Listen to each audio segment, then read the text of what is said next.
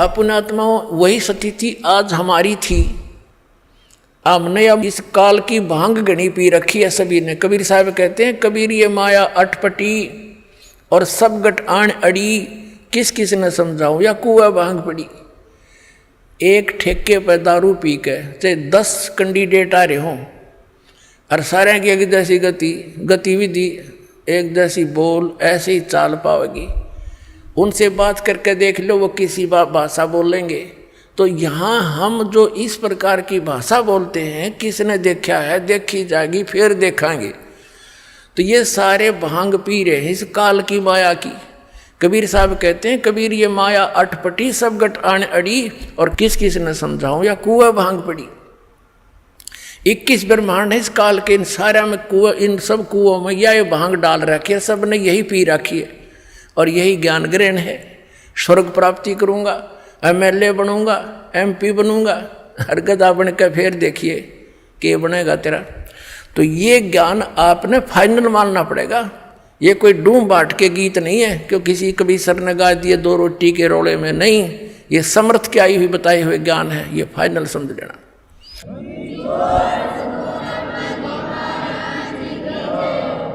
अपनात्माओं अब मार्कंडे ऋषि की सतिथि देखते हैं।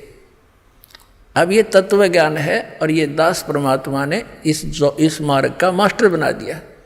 अब दास चाहता है कि आपको भी ये ज्ञान दूं, आप भी खुद दृढ़ हो और अन्य को भी समझाने की चेष्टा करो, या नाम दिलाओ ला करके। अब जैसे ये कहते हैं ना समाधि लगाओ, और हम ये भी सुना करते थे हजारों वर्ष तक महापुरुष समाधिस्थ रहते थे। ये मन इतना उस्ताद है, आप कहीं बस की इंतजार में बैठ जाओ ना बस स्टैंड पर, आपको ये मालूम भी हो कि आध घंटे में आओगी बस, फिर भी मन 2 मिनट के बाद उठ कर नहीं देखेगा, कोई भी खुड़का सुन जा। यानी वहां भी ना चैनते बैठने देता ये, और ये समाधि में बैठने दे, वैसे बैठने दे किसी को जैसे आप सिनेमा देखने जाते थे, अब तो नहीं जाना है। तो उसमें 3 घंटे का पता नहीं लगता क्योंकि उसमें नए नए सीन देखने को मिलते थे, और 3 घंटे ऐसे कट जाती। वो मन की खुराक थी, वहाँ आराम से टिका रहता है, और 3 घंटे वो खत्म होगी रही जल्दी खत्म। टाइम देखा पूरा 3 घंटे लग गए जैसे 10 मिनट। अब जो ये समाधि लगाने का ढोंग करते हैं, इनके विषय में सूक्ष्म वेद में बताया परमात्मा ने कि डंब करें डूंगर चढ़े, अंतर झीनी झूल, और जग जाने बंदगी करे, ये बोवे सूल बबूल। जैसे ये देखे होंगे संत साधु पहाड़ पर या टीले से पे ऊंचे स्थान पर बैठेंगे वृक्ष के नीचे, और समाधि नो बैठ जाएंगे आसन पदम लगा के। तो दूर से दिखेंगे वो कौन बैठा है, नगर वाले देखें भाई महात्मा बैठा तपस्या करे, फिर लाइन लग जाए उड़ा माथा टेकनी आएगी। तो परमात्मा कहते हैं डंब करें, डंब माने लोग दिखावा पाखंड करते हैं, आडंबर करते हैं। दंब करें डूंगर चढ़े, ऊंचे स्थान पर बैठेंगे, और अंतर झीनी झूल, अंदर न्योकी नो को बदे, और जग जाने भक्ति करे, यो बोए सूल बबूल। अब मार्कंडे ऋषि जो समाधिस्थ हो चुका था, बहुत दिनों तक बैठा था, वो क्या देख रहा था, उसने आप स्पष्ट कर दिया कि जहां मेरी समाधि थी वहां मैं डांस देख रहा था, और वहां ब्रह्मलोक के अंदर मेरी समाधि पहुंच गई थी, और वहां नाचने वाली इतनी खूबसूरत औरतें हैं तेरे जैसी, तो वहां बांदी नौकरानी थी उनकी। तो ये मन न्यो टेका रहा था इन ऋषियों का। अब जैसे पुण्यात्माओं, हमारे शरीर में चैनल लगे हुए हैं, चैनल, ये चैनल जो हैं ये कैसे हैं, जैसे कमल है हमारे, चक्कर बोलते हैं जिनको, शरीर में चक्कर है, एक मूल चक्र, फिर स्वाधिष्ठान चक्र, इनको कमल भी बोला संतों ने, और फिर नाभि चक्र, फिर हृदय चक्र, और कंठ वाला कमल चक्र, और फिर त्रिकुटी चक्र, त्रिकुटी कमल।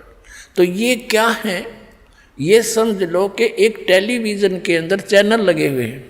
तो जिस चैनल को आप ऑन कर दोगे वर्किंग में कर लोगे। उस टीवी के अंदर जिस स्थान से वो प्रोग्राम रिले हो रहा है वो स्थान तो कहीं और है और दिखाई दे रहा टीवी में, एज इट इज दिखाई दे रहा है। तो ऐसे ये ऋषियों ने हठ योग किए। लंबी आयु थी पहले, सतयुग में 1,00,000 वर्ष की आयु होती है और त्रेता में उससे कम हो जाती है, 10-10 हजार वर्ष की आयु होती है और द्वापर में 1-1 हजार वर्ष की प्रारंभ में ज़्यादा होती है, लास्ट में 1,000 पे अंत होता है। और कलयुग के अंदर ये आपकी लास्ट में 20 वर्ष की आयु रह जाएगी और शुरुआत इसकी ऐसे ही कई सैकड़ों वर्षों से हुई है। अब क्या हुआ, वो क्या देख रहा था, उसका चैनल ऑन हो गया और उसने क्या दिखाई दे रहा था, ब्रह्मलोक में डांस देख रहा था। और कभी कुछ दिखाई देता है, कभी कोई झरने आ रहे हैं, कितना कोई ऐसे सवारी जा रही है, कोई नाच हो रहे हैं, कई झरने बह रहे हैं, ये देखते रहते हैं अंदर। तब ये मन टेके ना टेकन दे इसने। अब उससे क्या होता है, ये ऋषि लोग साथ में ओम नाम का जाप भी करते थे। तो ओम नाम के जाप से और इस हठ योग से क्या होगा, ओम नाम के जाप से मार्कंडेय ऋषि ब्रह्मलोक में जागा, क्योंकि उसके ब्रह्मलोक तक की साधना हो चुकी थी। गीता जी अध्याय नंबर 8 के श्लोक नंबर 16 में स्पष्ट किया है कि ब्रह्मलोक पर्यंत सभी लोग पुनरावृत्ति में हैं, वहां गए हुए भी जन्म मृत्यु को प्राप्त होते हैं।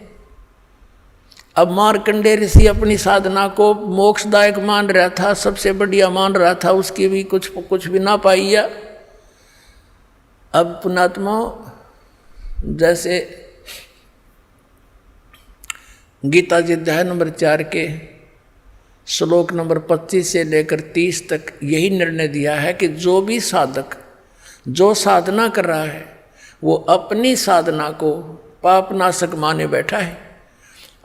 चौथे अध्याय के 32वें श्लोक में कहा गीता जी में कि इस प्रकार के वास्तविक जानकारी, धार्मिक अनुष्ठानों की जानकारी, साधनाओं की जानकारी सच्चिदानंद घन ब्रह्म की वाणी में विस्तार के साथ कही गई है, वो तत्व ज्ञान है। और चौथे अध्याय के फिर 34वें श्लोक में कहा कि उस तत्व ज्ञान को तू तत्वदर्शी संतों के पास जाकर समझ, उनको दंडवत प्रणाम करने से, विनम्र होकर, कपट छोड़कर सरलतापूर्वक प्रसन्न करने से वह तत्वज्ञानी दर्शी ज्ञानी महात्मा तुझे उस तत्व ज्ञान का उपदेश करेंगे। उनसे पूछ जाके, इसे गीता ज्ञान दाता भी परिचित नहीं है। तो ये मार्कंडेय ऋषि अपनी साधना को उत्तम मान रहा था। अब परमात्मा के उस तत्व ज्ञान से, उस पैमाने से नाप कर देखेंगे। इसने क्या बताया है, इंद्र कुबेर ईश की पदवी ब्रह्मा वरुण ध्रुवराया, विष्णुनाथ के लोक को जाके तो फिर भी वापस आया। ये ब्रह्मलोक तक गए हुए प्राणी भी वापस आते हैं। आपने प्रमाण देख लिया 8वें अध्याय के 16वें श्लोक में गीता जी में। फिर क्या बताते हैं, असंग जन्म तन मर्त्या होगे, जीवित क्यों न मरे रे, 12 मध्य महल मठ बोरे, बहुर न दे धरे रे।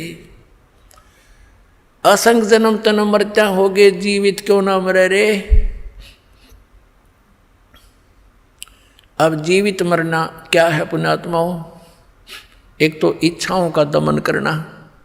ये इच्छाओं का दमन कैण तो नहीं हो सकता इस ज्ञान से और परमात्मा के इस भक्ति माध्यम के साधन से, और परमात्मा का सहयोग आपके साथ रहेगा तब ये इच्छाएं खत्म होंगी। वैसे नहीं हो सकती, इस ज्ञान से होंगी।